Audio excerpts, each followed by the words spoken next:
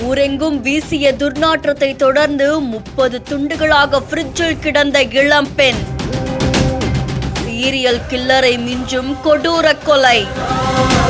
நீண்ட நாட்களாக தேடப்பட்டு வந்த கொலையாளி பிணமாக மீட்கப்பட்டதால் பரபரப்பு. பெங்களூரு நகர்ல இருக்கக்கூடிய வயலிக்காவல் எல்லைக்குட்பட்ட பைப்லைன் சாலை பக்கத்துல இருக்கக்கூடிய ஈரண்ண பவன்ல தான் இந்த சம்பவம் பதிவாகிருக்கு. முதற்கட்ட விசாரணையில உயிரிழந்த அந்த பெண் மேற்கு வங்கம் அல்லது சத்தீஸ்கரை சேர்ந்த மகாலட்சுமி அப்படின்னு தெரிவிக்கப்பட்டிருக்கு.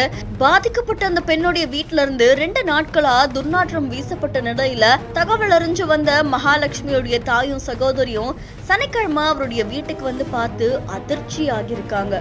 சம்பவ இடத்துக்கு வந்த போலீஸ் குளிர்சாதன பெட்டியில துண்டு துண்டா வெட்டப்பட்ட நிலையில இருந்த அந்த பெண்ணுடைய உடல் பாகங்களை கைப்பற்றிருக்காங்க.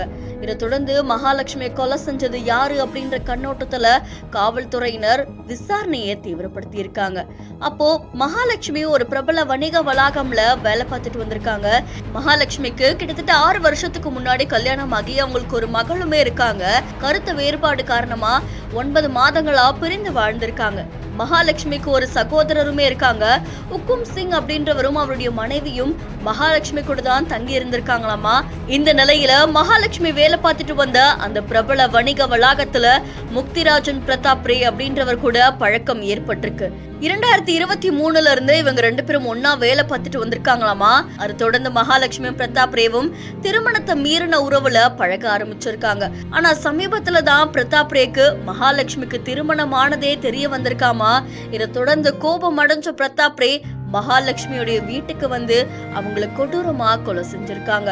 அதை தொடர்ந்து காவல்துறையினர் அவரை தீவிரமா தேடிட்டு வந்திருக்காங்க.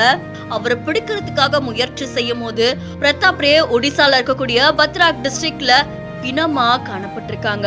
அவங்க விபரீத முடிவெடுத்திருக்காங்க அப்படின்ற மாதிரி தெரிவிக்கப்பட்டிருக்கு. இந்த சம்பவம் பலரையுமே அதிர்ச்சிக்குள்ளாக்கி இருக்கு.